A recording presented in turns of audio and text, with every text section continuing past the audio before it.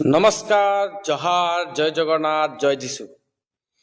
আজি মই আপোনালোকক বিজেপি চৰকাৰৰ যি আমাৰ চাহ শ্ৰমিকক মাটিৰ পট্টা দিছে সেই পট্টাৰ বিষয়ে ক'ব বিচাৰিছোঁ। মোৰ হাতত আছে মাটিৰ পট্টা। এইটো হ'ল বিজেপি চৰকাৰে আমাক চাহ শ্ৰমিকসকলক যি মাটিৰ পট্টা দিছে সেইটো পট্টা এতিয়া মই হাতত লৈছো। এনেকে ধৰণৰ পট্টা এতিয়া আমাৰ চাহ শ্ৰমিকসকলক বিজেপিৰ নেতা মন্ত্ৰীসকলে এতিয়া চাহ বাগিছে। এইটো হ'ল মাটিৰ পট্টা। মইতো আচৰিত হৈছো। আৰু এই মাটিৰ পট্টাৰ নামত চাহ শ্ৰমিকসকলক কি কৰিছে, চাহ বাগিচাৰ ফিল্ডত বহাই একেবাৰে গৰু ছাগলৰ নিচিনা যি কষ্ট দিছে, হাৰাশাস্তি কৰি আছে, এইবিলাকো কিন্তু চাহ শ্ৰমিকসকলে ইতিমধ্যে বিভিন্ন চাহ বাগিচাৰ পৰা মোক ফোন কৰি আছে, মোৰ লগত যোগাযোগ কৰিছে যে বাবু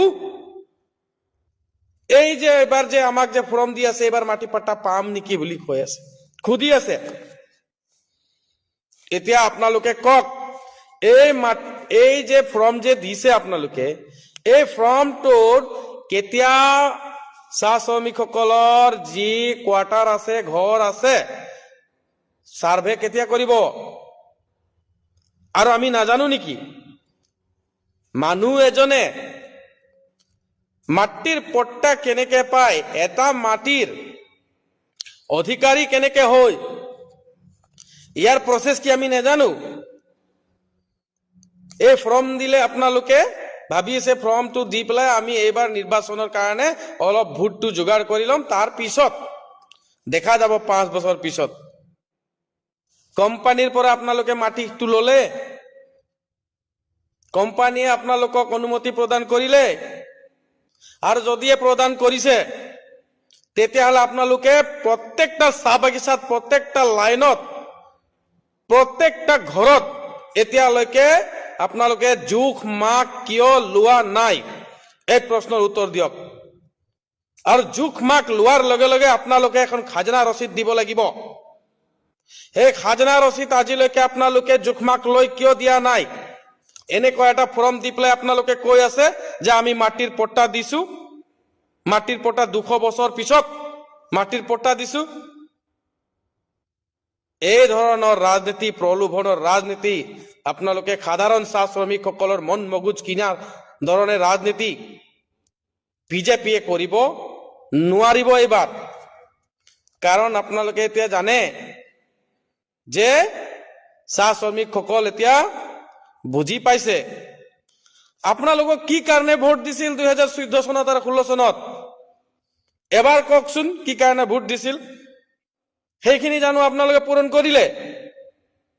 আৰু আজি কি কাৰণে ভোট দিব আপোনালোকক? এবাৰ প্ৰশ্ন কৰকচোন নিজকে। চাহ শ্ৰমিকসকল বুজি পাইছে, সেইকাৰণে বিজেপি চৰকাৰৰ বিৰুদ্ধে কেইমাহ আগতে তিনিচুকীয়া, ডিব্ৰুগড়, শোণিতপুৰ, গোটেই অসমত হাজাৰ হাজাৰ চাহ শ্ৰমিক, চাহ জনগোষ্ঠী, আদিবাসী ৰাইজে ৰাজপথত ওলাই বিজেপি চৰকাৰৰ বিৰুদ্ধে আন্দোলন কৰিছে। আৰু আপোনালোকে ভাবিছে সেই আন্দোলন কোনোবা বিজেপিক বেয়া পোৱা মানুহে কৰিছে? নহয়, যিসকলে বিজেপিক ভোট দি জিকাইছিল সেইসকলে সেই আন্দোলন কৰিছিল।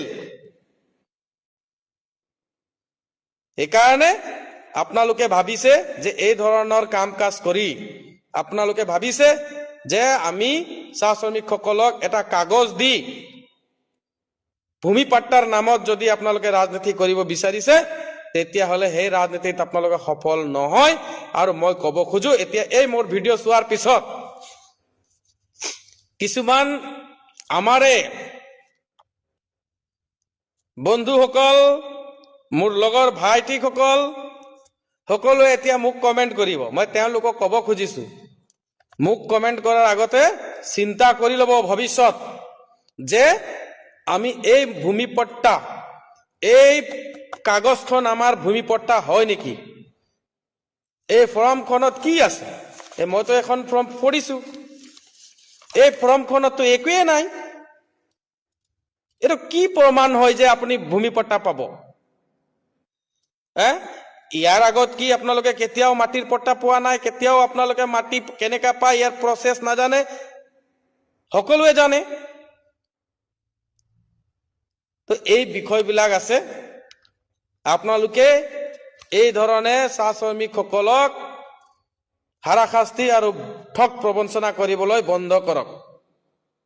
বহুত কথা আছে, পৰৱৰ্তী সময়ত বেলেগ বেলেগ কথাবিলাক পাতিম। ধন্যবাদ।